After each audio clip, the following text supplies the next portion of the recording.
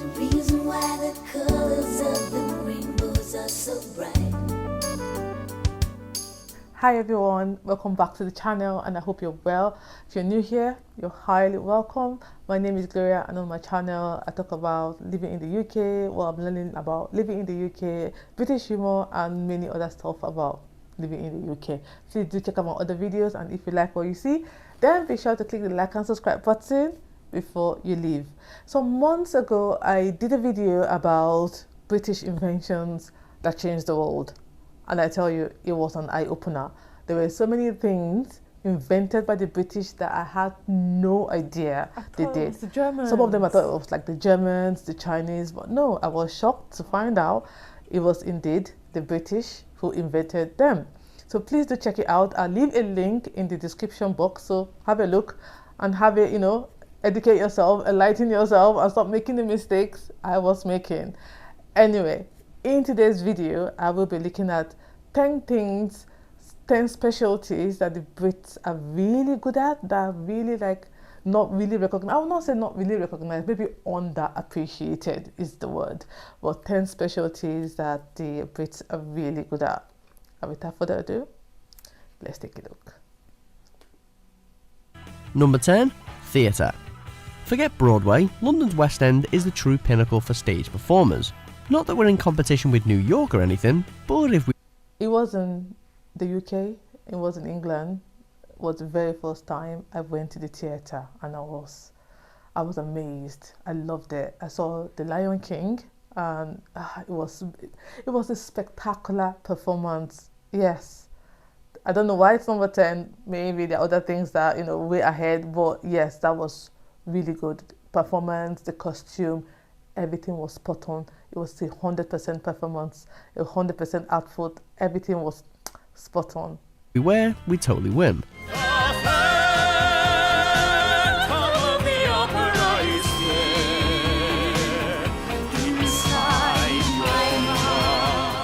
Boasting mainstay productions of shows like the most watched musical in the world, The Phantom of the Opera, plus The Wizard of Oz retelling Wicked, and even the Michael Jackson musical Thriller, Les Mis has run continuously since 1985, plus Harry Potter and the Cursed Child ran for almost 2 years before NYC even got a look in.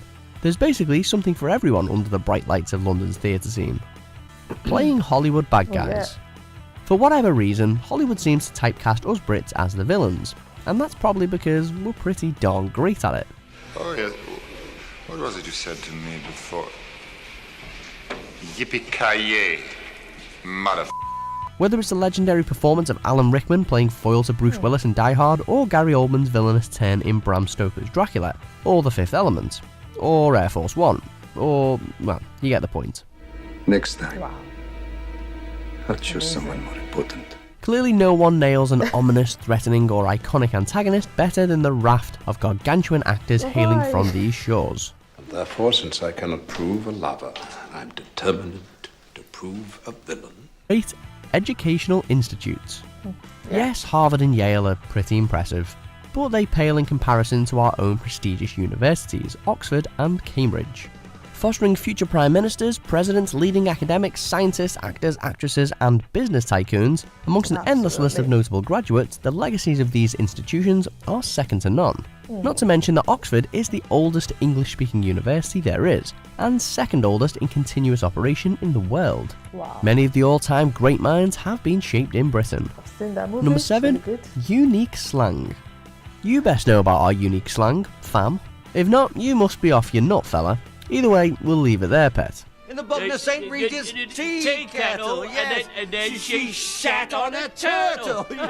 From the Cockney rhyming slang popularised during World War II to the globally influenced hybrid street slang of London, heard in films like Kiddlehood, there's no shortage of superb slang spoken in Britain.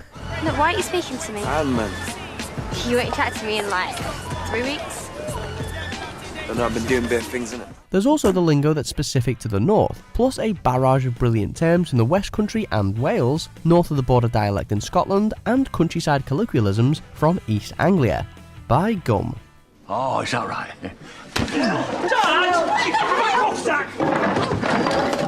Number 6. music festivals. Yes. Glastonbury alone is probably enough to validate this entry, but throw in Reading and Leeds, Isle of Wight and Download festivals to name but a few, and it's almost overkill.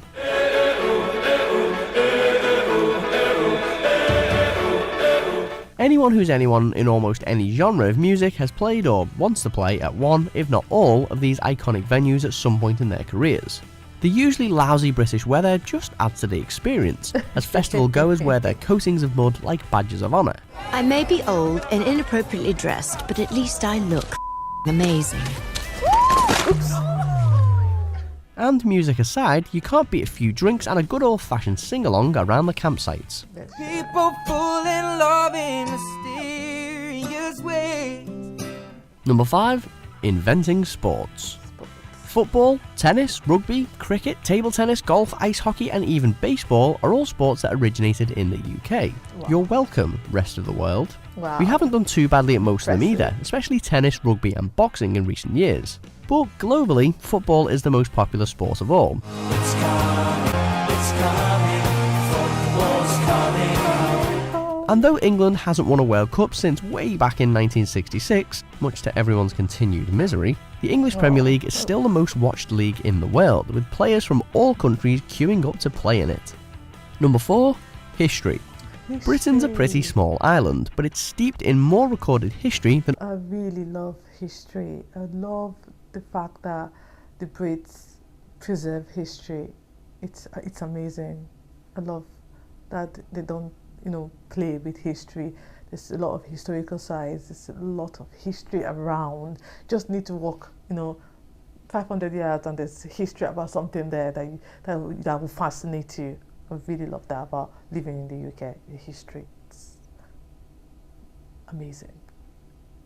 Steeped in more recorded history than almost anywhere else, and has long been a top tourist destination for eager culture vultures. True, the widespread rule of the British Empire isn't always remembered with great fondness, but the UK has historically proven an important and positive influence in Europe and the Commonwealth. And few countries can match Britain for impressive castles, important battle sites, stately homes, national parks, or inspired architecture. There's just really, really old stuff everywhere you look. Number 3. Comedy. No one, and we mean no one, does sarcasm or self-deprecating humour quite like the British.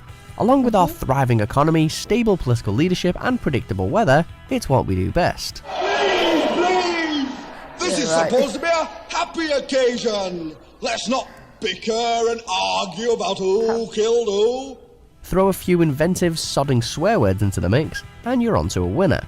And then there's the steady flow of standout films and sitcoms, from Monty Python to Mr. Bean to Peep Show. What's so funny? It's only a fridge magnet. I know, but it looks just like a fried egg. As well as the long list of British comedies that America has tried to remake before failing miserably. You just can't beat the originals, can you?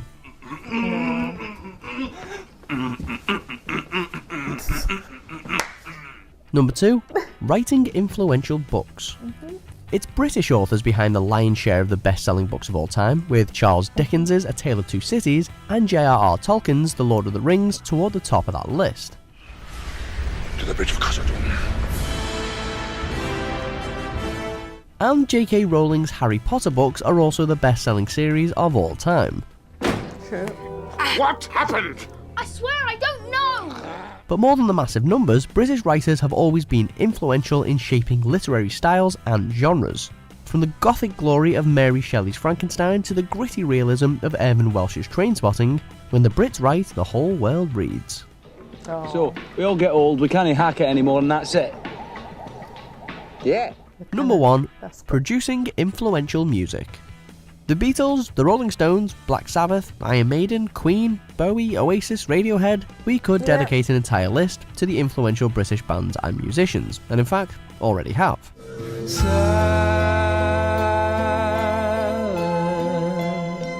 And it's not just the rock and pop genres we've revolutionised either.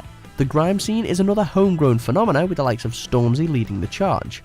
How dare you twist up the truth, look, you're getting way too big for your boots. Pick any era from the past century and the UK could provide a soundtrack to it. And a bloody good one at that. Don't let me down. Do you agree with our picks? Check out these other great... That's really impressive. So it's not just the humor and the self-deprecation and the sarcasm. You're really good at a lot of amazing stuff. So well done. So yeah, I hope you enjoyed watching this video with me today. And if you're yet to subscribe, smash that subscribe button before you leave and give this video a like. And on to my next one. Bye. There's a reason why the colors of the rainbows are so bright.